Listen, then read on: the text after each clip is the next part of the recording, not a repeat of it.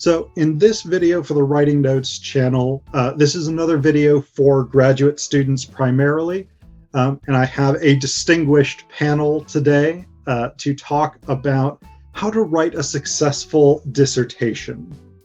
So everybody in this panel has either written a dissertation, sat on dissertation committees, and or worked with other people on their dissertations.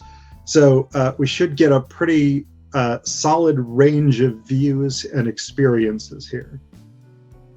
So to start off, I'm going to let each of our panelists briefly introduce themselves, starting with Michael Y. Bennet.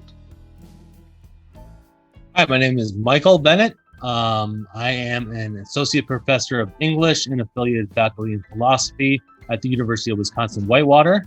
I am the author or editor of a dozen books, and I've published over 30 articles or book chapters.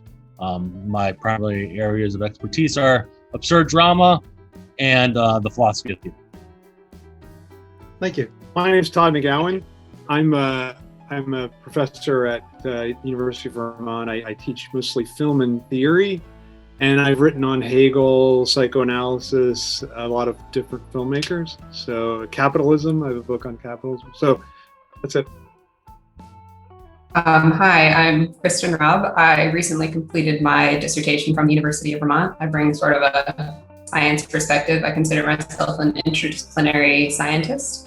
I'm currently a postdoc where I'm still affiliated with UVM, but I'm working at a place called Quasi down in Cambridge, Massachusetts, where I research flood resilience. And then at the University of Vermont, I also worked as a graduate writing consultant, so I have a lot of experience working with a lot of other students from a variety of disciplines on completing their dissertations as well. My name is Jeff Yeager. I went to West Virginia University with Phil. He was a year ahead of me while I was there. My degree was in American literature. I specialize in the 19th century.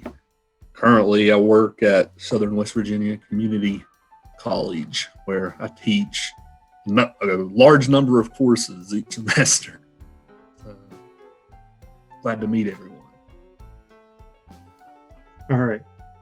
So before we launch into our actual discussion of dissertations, I do want to say my computer's memory is not fantastic. So if people's screens freeze up in the video, that's my computer's fault and not any of these people glitching.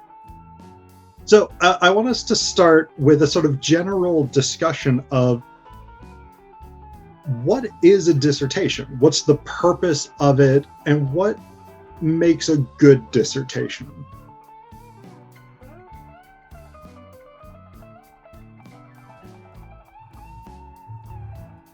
Well, I can start. I think that, I think that a dissertation should try to be original. I think that it should definitely be something that you feel passionate about, because you're going to be with it for, a year at least, hopefully not 10 years, but it's possible that it could be 10 years.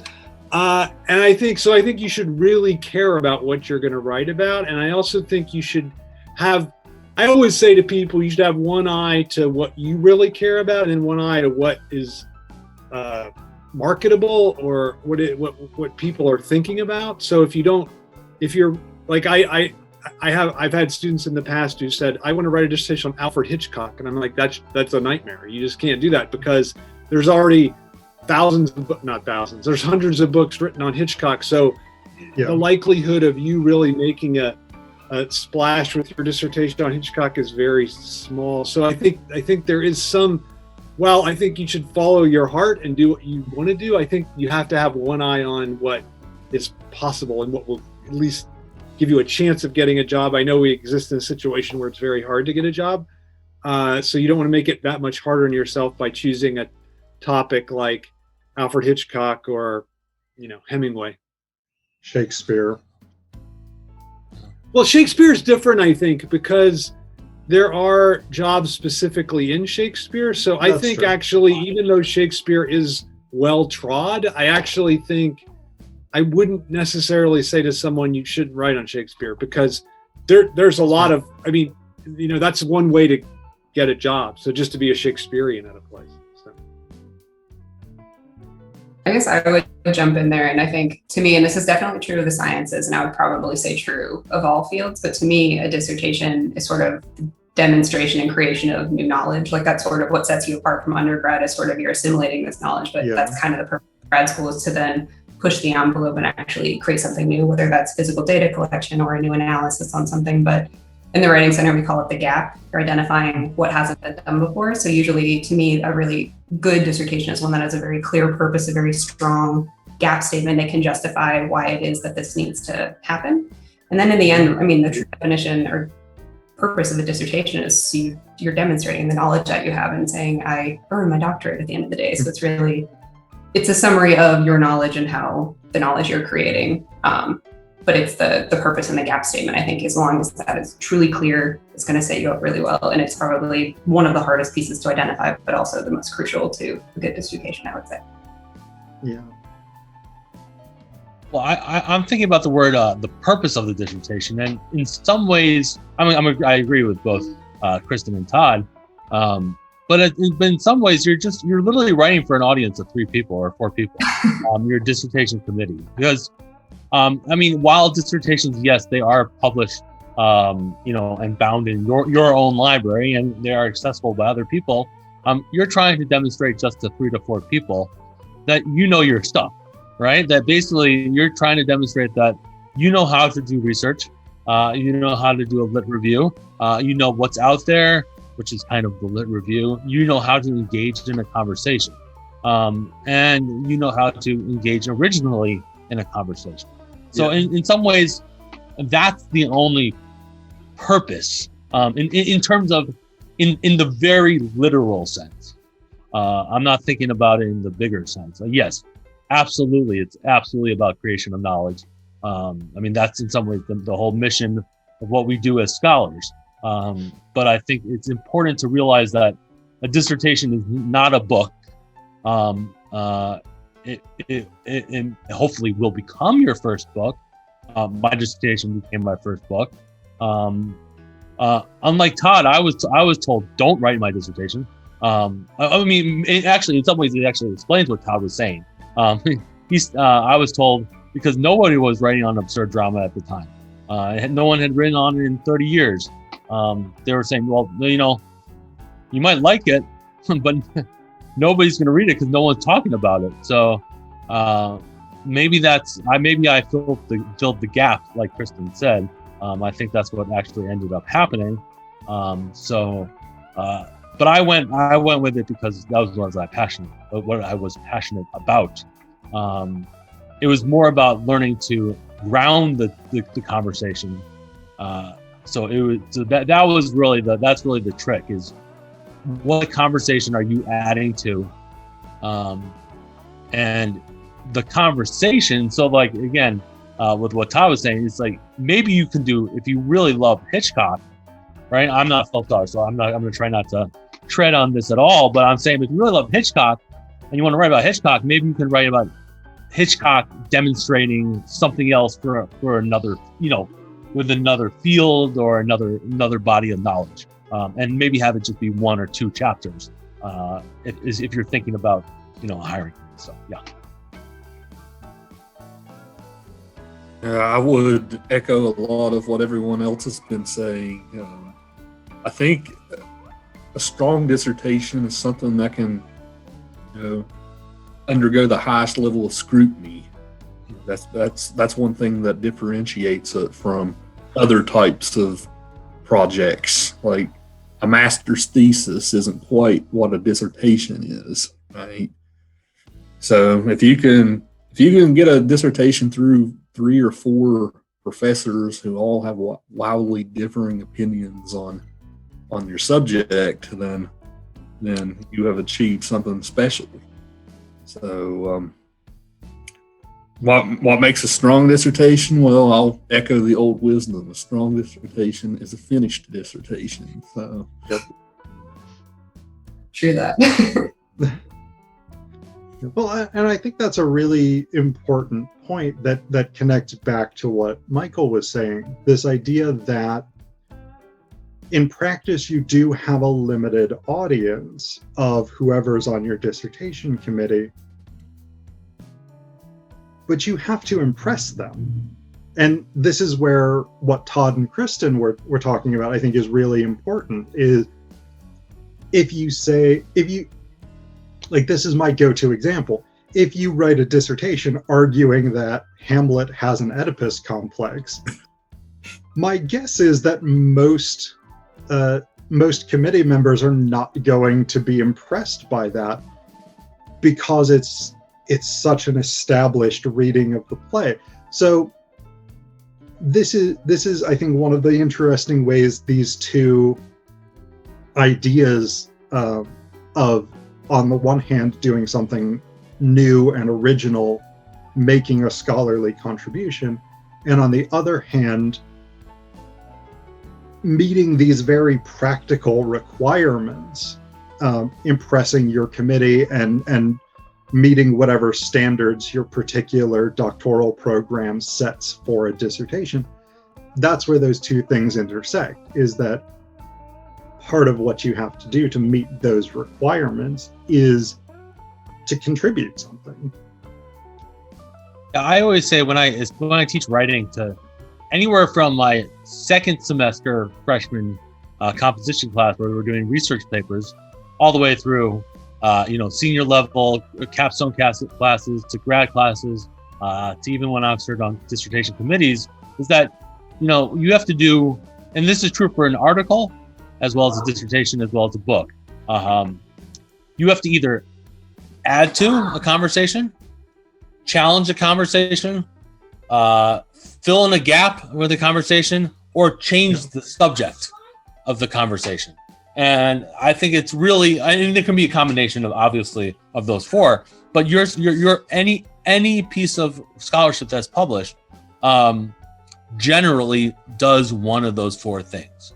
And I think that's in some ways how you get to the new and the important. And it's also important to explain significance. And I think that's really, that's the dividing line between what becomes a passable dissertation and what really becomes an exceptional dissertation.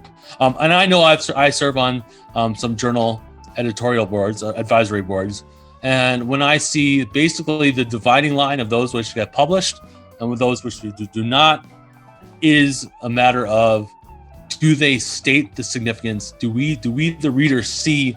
Do they understand themselves the significance of, like, look, I can give you this beautiful reading about whatever, Hamlet, right, and the Oedipus complex, right? But why do we want to see it? This answering the so what question. Why is what I'm saying somehow, again, adding to, changing the subject, filling the gap, or challenging what was already been out there? And to me, that's really being able to identify that is the strongest kind of form of both understanding self-mastery of your topic, but also demonstrating it to other people. Yeah.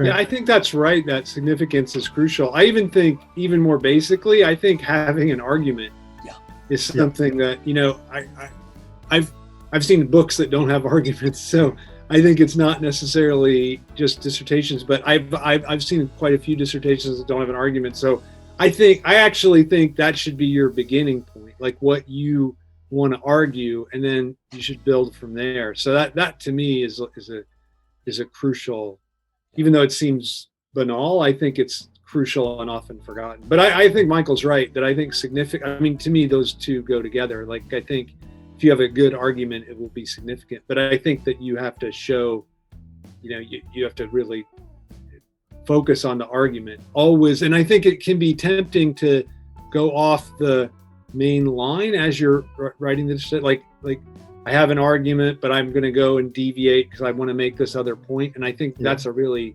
me, that's a structural mistake in writing a book or a dissertation.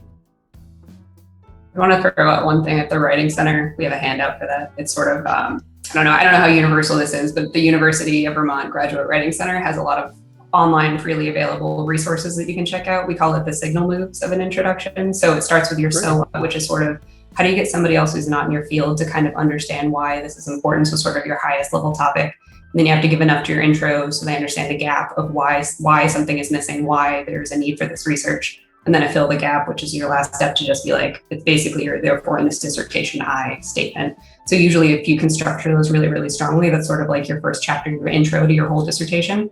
And then you implement that as with however many chapters you have going on, but that's like usually the crux, and that's more or less universal advice for kind of developing an argument. But anyway, the signal moves handout from the University Vermont Graduate Writing Center website. I use it all the time, and that's probably been the biggest game changer in my own writing once I found that. There's a method to the madness, more or less. And I will put a link to that down in the description below this video. So I encourage you all to check that out. I want to shift a little bit because this distinction has come up a couple of times in people's comments already. What's the difference between a dissertation and a book? And Michael and Todd have both written numerous books, so I'm sure you guys have great insight on this.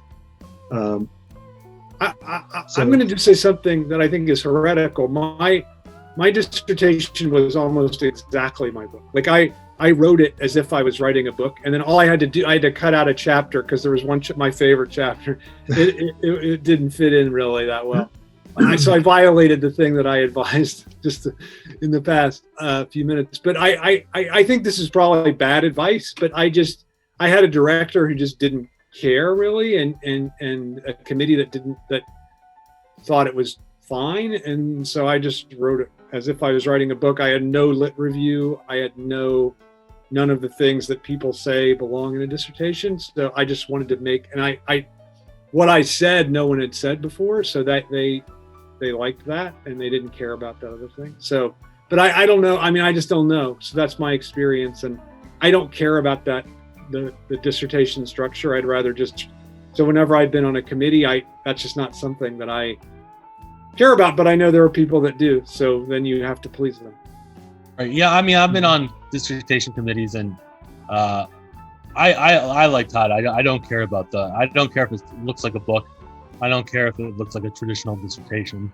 I just care about do they understand the body of knowledge? Are they adding something new? New in whatever those four ways that I described it. And do they seem to have mastery over the subject? With still being able to do something new.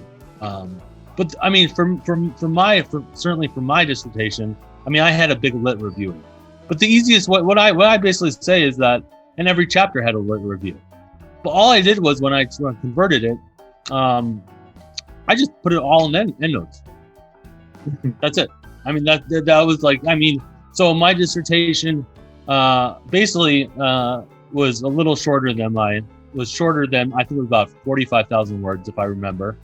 And my first book ended up being about 73,000 words. So basically what I did was I took all the lit review, put it in endnotes, and basically instead of looking at specific scenes in some selected plays, I just read the plays as a whole through that. And so, I mean, I think the difference is in a book, you're kind of telling a story. I mean, obviously it's not a fictional story. But we're trying to give an arc to the book as a whole. But the dissertation is really just like almost like case studies, very often with a lit review and showing how your case studies fit in. Where again, the book is you're really trying to kind of create kind of a whole narrative for the thing as a whole. So my experience actually was, I think, like Todd's, in that I wrote my dissertation with the idea that I was gonna set it up like a book, and I had a few specific books that I liked the way that they were set up, and I tried to use those as a model for the structure of my dissertation. And And again, my committee was fine with that. They didn't care about the more sort of traditional formal structure, which we'll talk about in a few minutes. But then as I've been converting my dissertation to a book, because I graduated in 2017, and my book is coming out later this year.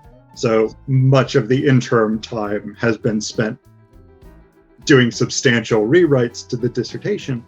One of the things that I've found as I was reworking from the dissertation to the book is actually, I think, kind of similar to what you were talking about, Michael. A lot of slimming stuff down, because like originally, pretty much every chapter in my dissertation looked at 2 different plays. And what I realized as I was switching it to the book is that by looking very closely at one play and doing more in-depth work on that, I could actually make a stronger, more streamlined argument. So I don't know if that's what people normally run into, but that's been the experience for me is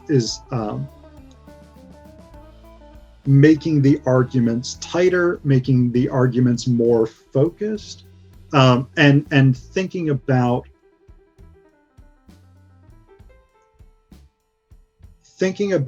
what don't I need to include in the final version that I needed to include to meet the program requirements for the dissertation. Because that, I think, is one of the things that's a big difference between a book and a dissertation, is that you just don't have as many hoops to jump through. Mm-hmm. But Kristin, I wanted to get your thoughts on this as well, because you've worked with people in a lot of different disciplines. Yeah. And I suspect in a lot of other non-English or non-humanities disciplines, there may be greater differences between the dissertation and the book. Yeah, so I will caveat that by saying I have never published a book. I don't know if it's as common for people graduating with dissertations to then publish them. For me, all of my dissertation chapters are being published as individual articles.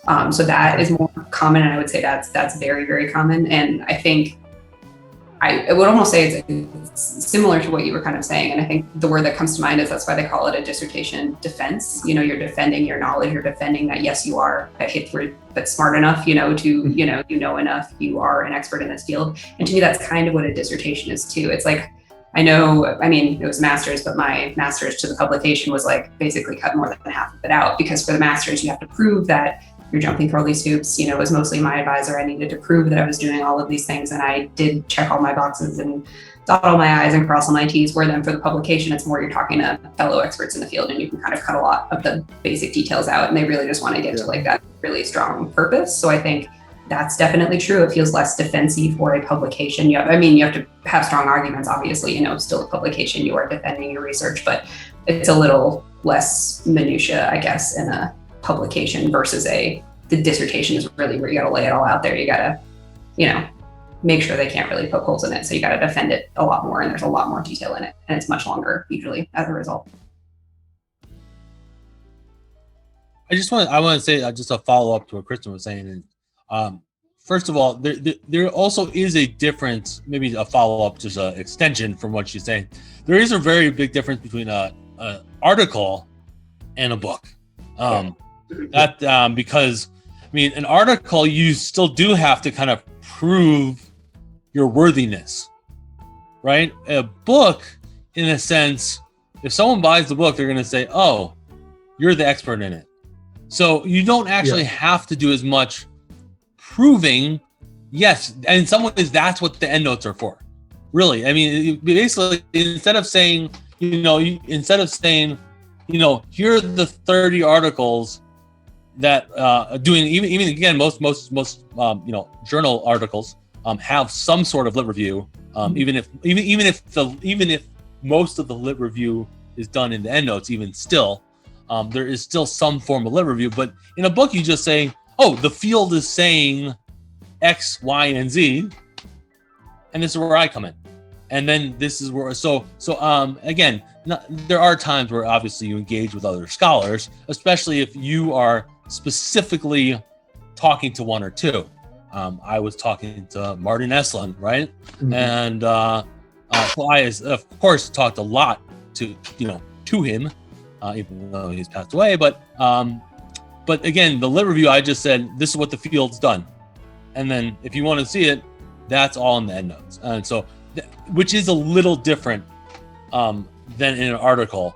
Just point that out, because in some ways, as a grad student, you're learning to write an article now, and most of the time you're learning to write an article.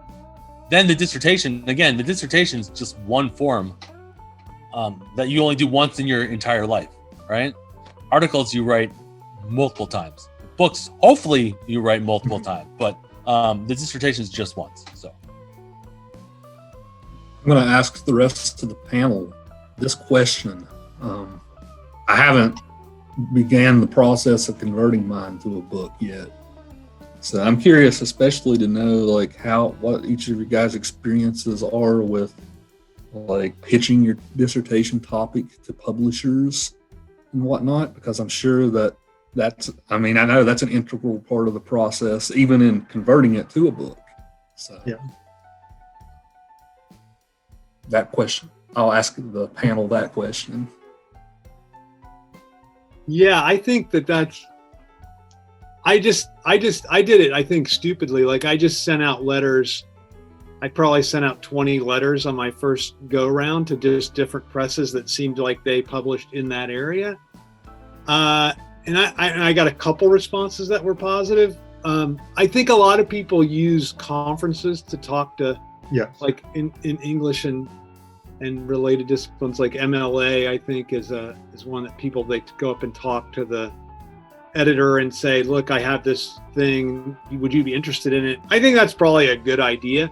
The only thing I would say is I think it's not necessarily helpful to get a contract before you're done with the book, because you're really just saying to the press, because an advanced contract is not really worth the paper it's written on, it's worth nothing. It's a way for the press to say, we have the right to deal with this, but if it doesn't meet ours, we're gonna tear up the contract. So I tell people, and I know there are different views on this, but I just tell people I don't see the worth of an advanced contract. And so my sense was always just finish the book, and then you can write to the press and say, I have this book done. But I don't know. Maybe my experience is misleading, and maybe it's better to get an advanced contract, and I don't know. Well, I think that one important thing is that generally first book, publishers won't look at an advance. You have to have it done, more or less. You have to have, you basically submit a draft. If you're not the full thing, because a publisher is not going to give an advanced contract to someone this is first book or without beyond extensive publishing experience.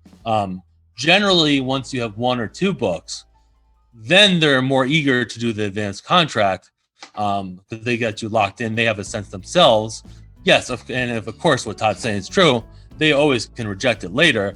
Some I've had books that have had peer review near the beginning with a couple chapters that they just go through at the end. It basically depends upon the strength of what the peer reviewers said.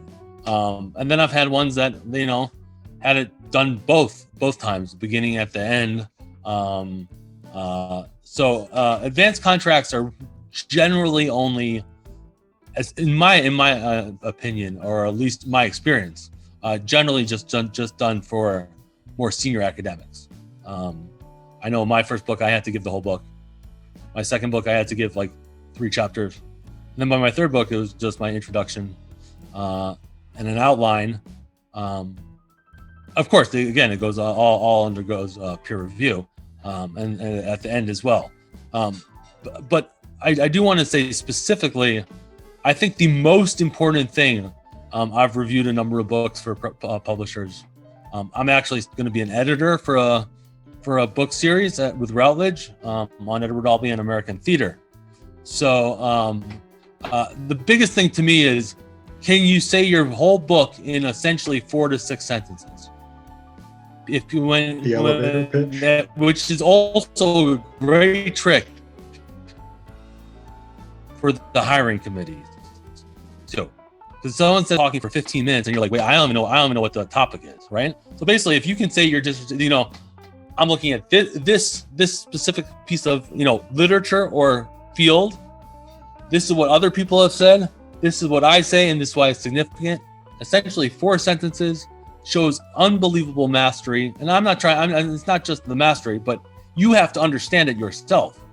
That's why I'm saying is like, if you can understand it and relate to someone else, all those things in 4 to 6 sentences, that's the pitch. I mean, the first thing, like again, I literally have a book proposal right here that I'm revising. 1 great review, 2 pretty positive ones. But again, the first thing you do on every book proposal is an abstract, or generally a short description. 1 paragraph. Can you say the whole thing in 1 paragraph, and that's it. So. Yeah, I would say I think that's a great point. Actually, like I think the more concise you can be, the better. I think people think, like the letter that you send to the press. I think if that's over 2 pages, you're way too long. So I think that's a real key point. Like as concise. Like you, and I do think also you want to say how you can market, like what the market is for it, and know what the other books are, and then be able to say, well, look, they've done this, they've been successful, but mine's doing this other thing, and I think that's a really key thing to be able to do. But again, you have to do that in a really brief amount of time. And I think the shorter you can make your statement about what your project is about and make it original at the same time is really, I think that's really everything. That I think is super important, because it feels so counterintuitive to a lot of us, especially in English departments or humanities programs, because we feel like the more detail we can give and the more specific we can be, the better. But so the way that I approached finding a publisher is basically, I looked at sort of like what Todd did. I looked at people who were publishing the kinds of things that I was publishing, or that I was looking to publish.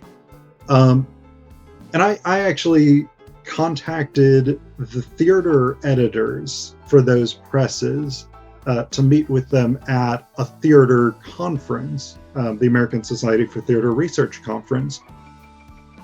And one of the things that I spent a decent amount of time on before those meetings was I downloaded all of the guidelines that the publishers had for what they're looking for in a proposal. And that will typically include a sheet that you fill out to actually send them. And that'll have things like, give us a 200-word summary of the argument. Give us a table of contents. How are you going to market this? What disciplines would be interested in buying this book? What's your social media presence? Because that's another thing that publishers are now doing, is saying, we want you to sell this on your social media as much as possible. But for those forms, one of the things that, especially, again, we in the humanities need to keep in mind is that this is a business communication. This is not the book. This is not an article. We're writing to people who probably have dozens, maybe even 100, couple hundred proposals to look at every year. And they're not necessarily experts in this field. The people who are making these initial decisions are editors or acquisitions editors or whatever it is. So, I mean, my first book is about contemporary adaptations of Greek tragedy responding to neoliberal cultural politics. the editor that I worked, or the few editors that I've worked with at Routledge are extremely nice people, are very knowledgeable, but that's not their area. And there's no reason it should be their area. So they don't need a massive amount of detail about the specific things that I'm saying about By the Bog of Cats or Melora or Welcome to Thebes. It's simply not useful to them. What they need is a coherent idea of what the argument is, what the overall book structure is going to look like.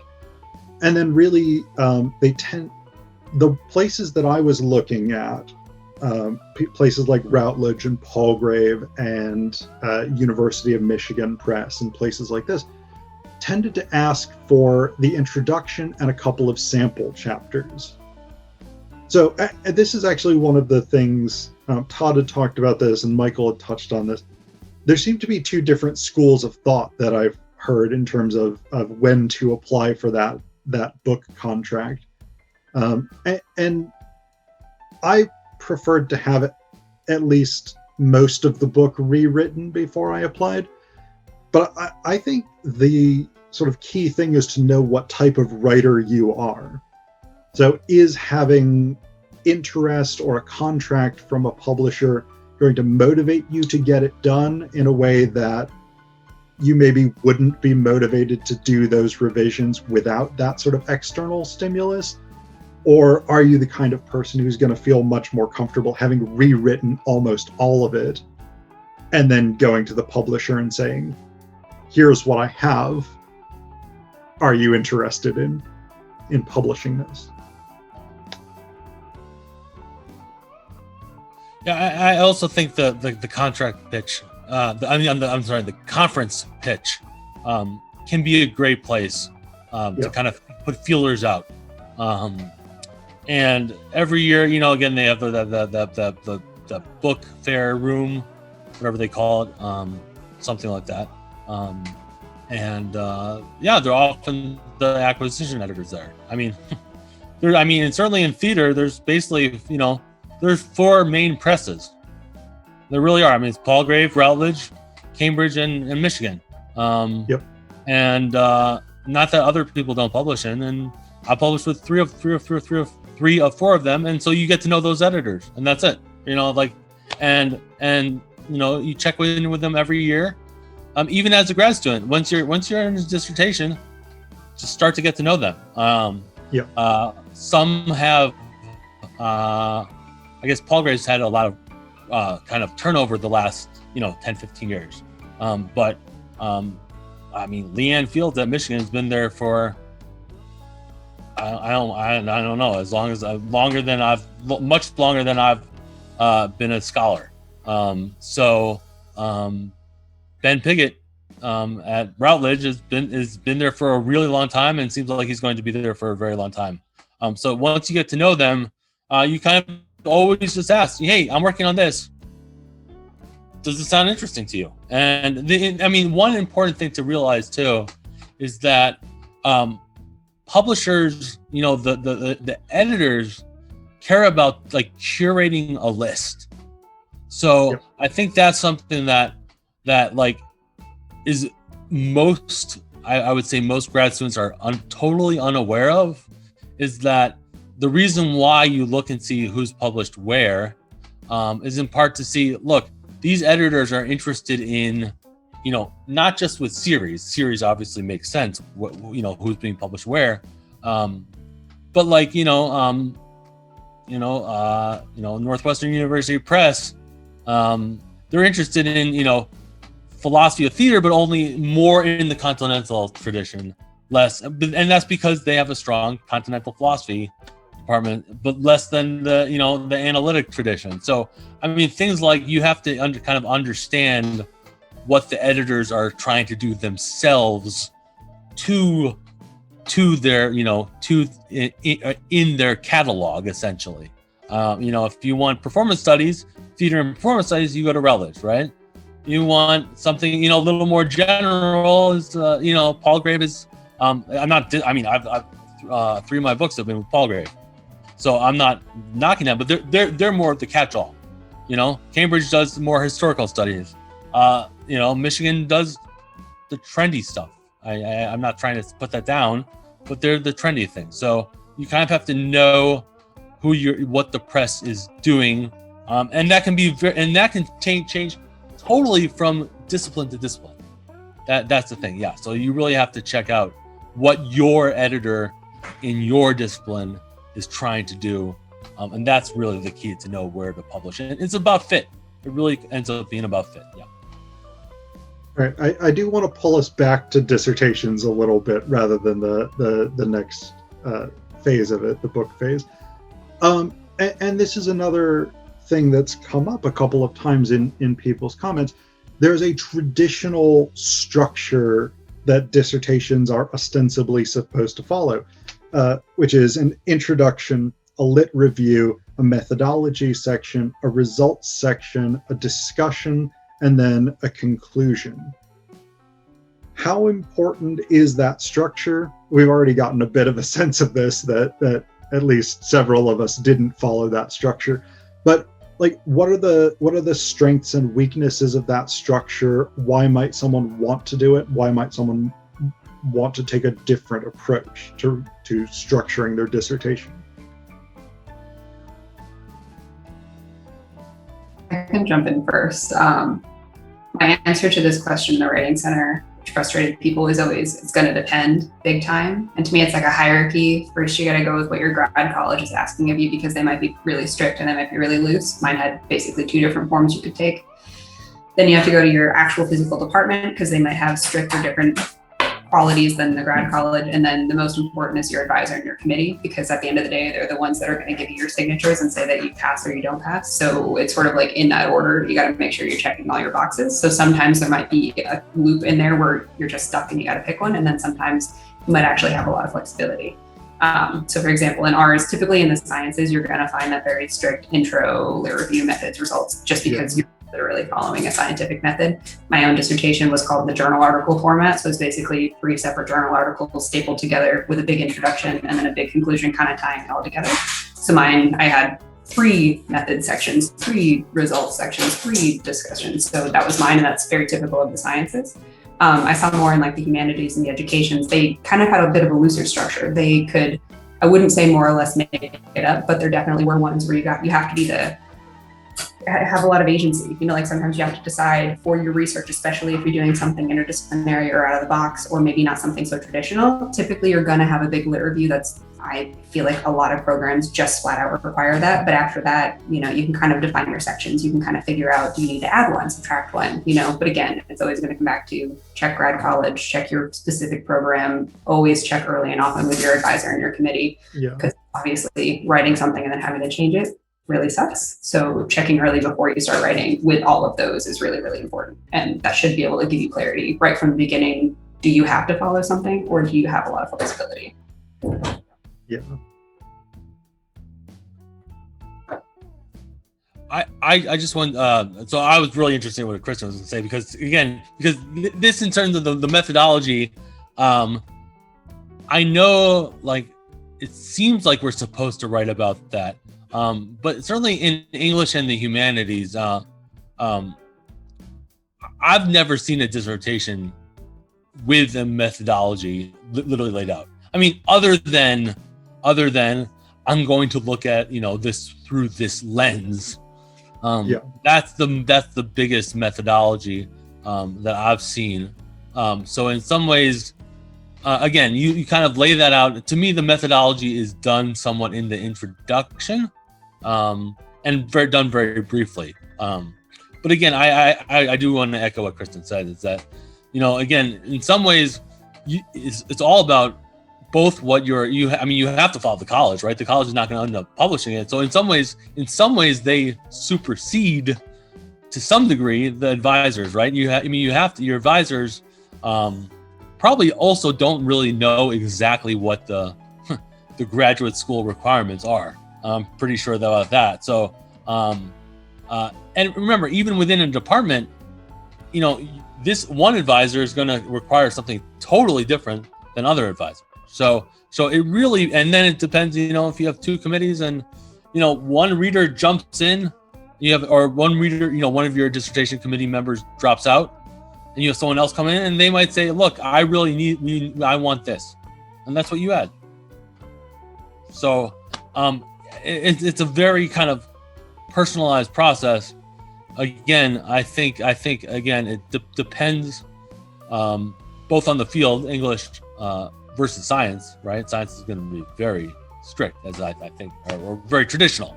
And I'm sure Todd's dissertation looked nothing like that. I know my best friend just finishing. He just got his defense. His looked exactly like a book too. Exactly, I'm sure exactly like Todd's. So it had nothing to resemble what you see. Again, mine was somewhere a little more in the middle between a dissertation, traditional dissertation, and a book. So I just think that variety and knowing that you have to tailor it to a very small audience, and it doesn't matter. That's what it is, right? And again, Jeff said before, the only good dissertation is the best dissertation are the ones that are finished, and that's true. Yep, that's it. I would add here, of course, my field, of course, is literary studies, like everyone else here, for the most part, or most everyone. I did this on a chapter by chapter basis, this structure. I would argue in literary studies, though, that we really don't have a results section. Like, maybe if we were our colleagues who get their PhDs in rhetoric and composition, they might have a results section, because they tend to use more quantitative data and whatnot than we do. Of course, discussion in literary studies is close readings of texts. So, results is definitely more of a scientific or even quantitative measure. I'd just like to jump in. So this kind of echoes something that was sort of getting talked about in the book discussion, but we call it finding a mentor text in the Writing Center, which is like usually when somebody's coming in brand new and they're trying to figure out, like, sometimes it's really hard to even visualize or conceptualize, like, what does a dissertation even look like? Oftentimes schools will have like online repositories of finished dissertations. So this is true for like literally any writing endeavor. You want to write a journal article, go to that journal. You want to write a dissertation, obviously go to your department, ideally even go to other students who have graduated under your same advisor, kind of get a sense for which format are they following. Because I've had people where they're very borderline. They're like, I could see it going this way, or I could see it going that way. Usually with their more like kind of interdisciplinary, you're blending stuff. You're not really traditionally one field. You can kind of get a sense for like what kind of flexibility did they have? Do you like what this structure looks like? And that's kind of what a mentor text is. And then for yourself, if somebody did not follow your classic intro, methods, results discussion, see if you could map your own research to whatever kind of structure that they have. See if that feels better. Like obviously in some sciences, they even have like an ethnographic section, like what is your perspective of a researcher? Would that be good for your own dissertation? So kind of going and getting inspiration, not having to always start from square one. And then that's, again, of course, true if you're going to publish a book. Where are people publishing work that is kind of similar to yours? You want to publish an article. What journals are they being published in? What style are they? It's very true of anything that you're trying to write. Somebody's probably done something similar before. So it's always good to go and find examples ahead of time. And it'll save you a lot of time too. That's great advice. I mean, to really just look at what others are done, right? I mean, other students, right? It's when you come in, befriend students who've been there longer, right? Who are further along in the process. And then say, can I look at your dissertation? I mean, that's really, it's also like, I mean, it's like what you do later, and not to keep it, to make a quick parallel. I mean, you do that later in your career too, right? I mean, I have people who say, can you read, draft of this? I say to other people, can you read a draft of mine? It's the same thing in grad school. You should actually start doing that. So often we think that, in grad school, I thought everything was so solitary. You're this, I don't know, almost like brain in a vat, where you're working your entire career just by yourself and just a mind, and that's it. And that's not really true. I mean, so much of it again is conferences where you start exchanging ideas, where you meet people, right? Phillip, can I say you came to me to help with? You showed me his book proposal, right? I've shown other people my book proposal. I've shown people chapters. So again, that's how usually the successful academics work. Is that you realize that it's not that it's not your own ideas. Of course, it's your own ideas, but there is this kind of a lot more sharing, I think, than grad students actually think about. You just feel like I have to do it, but turn to other people, and don't be afraid to ask for mentors. Most of the time, people are more than happy to, and actually flattered that you come to them. Even within grad school and after grad school, even when you're in grad school, you can sometimes go to email somebody who you think would never want to open your email and never talk to you, and they might end up being an outside reader at one point. So who knows? Yeah. All right. I want to bring us toward the end of this interview, and so the last question that I have, I want to do a sort of a quick round of what's your best or most important dissertation advice.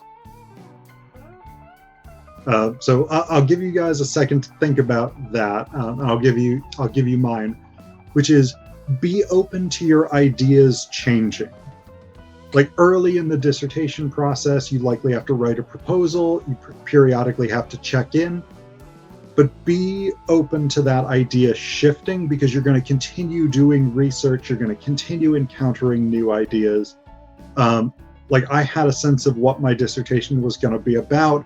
Then I read Antonio Negri and Michael Hart's trilogy of books, Empire, Multitude, and Commonwealth, and it completely changed the way I was thinking about things.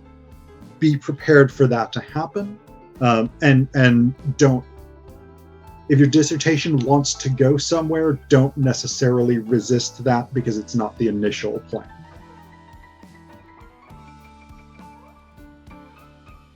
I will just echo. I have a different piece of advice, but just quickly, I had the same thing, being able to be willing to change. I mean, again, I went in like, this is what I want to do, and I ended up doing the basic thing, right? I wanted to write about the theater of the absurd, but basically it was just about, someone said, no, you're not writing about, my text is about parables and drama. And they're like, no, you're not writing about parables and drama and the absurd. You're writing about the theater of the absurd and using parables and dramas as an example. So just reverse it. So I had to be willing to do that. So that's I think that's great advice. My advice is just simply understand that this is a conversation. That you are real. I mean, I think that was the big aha moment when everything started to fit together, was when you're really realizing that, hey, I actually really am talking to other people. I'm not going to walk in a room of people and there's a group of people talking about one thing, and then I just come in and start talking about something else. You're going to jump off of what other people say, even if you want to say what you're trying to say, right? You still have to address the other people. And so there's hundreds of scholars that have been talking before us. You have to jump into that and figure out the best way to jump into that. And so otherwise no one's going to care. I'll say something. I think that for me, the number one thing was work really hard. Like I think like don't allow not finishing to even be a possibility. Like and I think I didn't finish this quickly, but I thought I planned to write it in a year. Like I thought I can do this in a year, and I didn't. I ended up taking 2, but I think it was good to have that idea and to try to be as ambitious as I could with how fast I could do it, because I think you get at the start, you're like, oh, this is a long process. I can kind of take my time looking through a lot of things. And so my advice would be, actually, no, I would get to like start writing down things pretty soon and research as you're writing. Like, not like the idea that you could research everything and then just get it all in and then write it down, I think that doesn't ever work. I think you should instead like be doing both at the same time and writing as soon as you can start writing. So that was for me very helpful. I would make the advice to have healthy habits. I say this with someone who did not have healthy habits when I wrote mine. They say spare time is the root of all evil when it comes to writing a dissertation. At least it was for me. Like the year that I had for a fellowship, I was not very productive. Ironically, I did most of my dissertation when I was teaching a full 5 course load. Yeah, because as Todd just mentioned, right, you kind of have to like immerse yourself within it, work hard. You can't give up.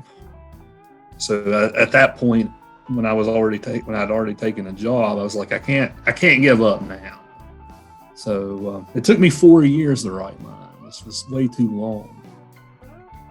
But develop healthy habits. Work a little bit at it every day.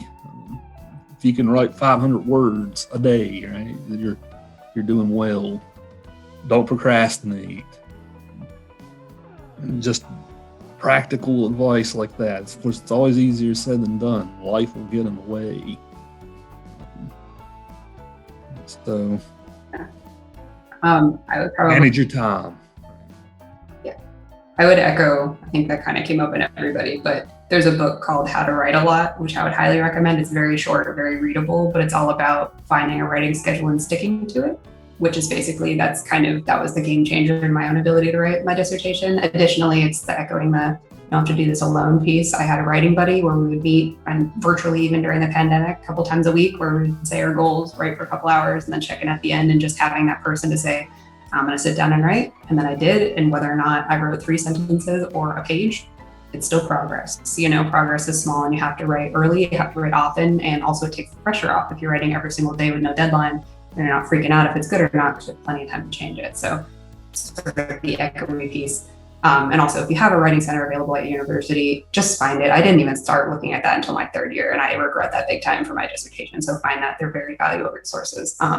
But my number one piece would definitely be understand the difference between the research you want to do for your career and the research you have to do for your dissertation, because my personal weakness is I get excited and my ideas get huge and I want to tackle everything, but what do you need? And that falls for a paper, that falls for any study, a book, whatever. You have to understand the size of it, because oftentimes when people come into the writing center, that's what I would notice is these are super cool, but they're huge. Or people with a master's would come in and I'd be like, dude, that's a dissertation, it's like, so it's understanding the right sizeness. And I actually chose one of my community members because that was her advice early on, and I liked the practicality of it. So it's sort of be sure to understand the size of your ideas. It's going to come back and bite you at the end when you're writing 7 chapters instead of 3, so whatever you need to do, it's really important. Yeah, I definitely want to follow up on what Jeff and Kristin were saying about the kind of either writing every day or manageable. I've told people you're not writing necessarily 180 to 200 page, book, right? You don't do it at once, right? Or whatever, dissertation.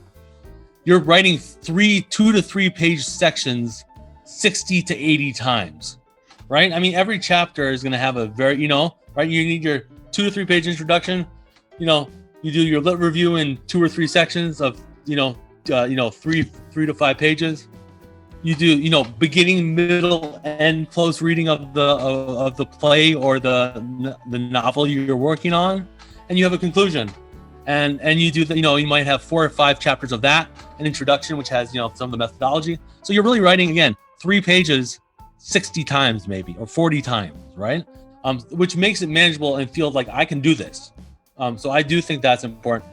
And this one other really quick piece of, this is more like a kind of mental or a kind of like psychological advice, is you are actually the expert, not your committee.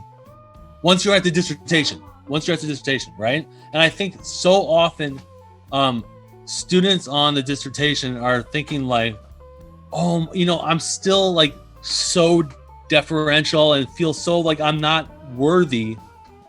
No one in the world has done what you exactly have done. And I think that I mean, because grad school can be very depressing at a lot of different times, right? I mean, there are so many like kind of, you know, twists and turns. There are many highs, but there are tons of lows and rejections, right? And it's something we deal with all the time. You send papers out, most of the time they're rejected or revised or resubmit, right? So you get used to rejection, but especially in grad school, when, you know, you have this kind of what's it called? Complex. What's that complex? Imposter syndrome, right? You just have to know that you really are the person, and that, you know, your dissertation advisors are there to guide you, but they haven't done exactly what you've done.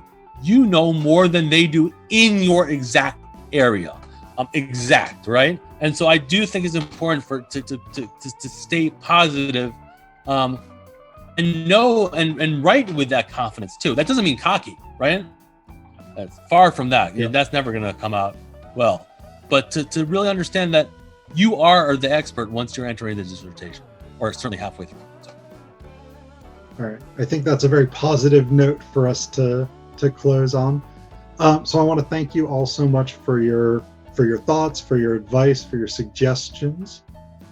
Thank you for joining me for this. Thank you. Thank you.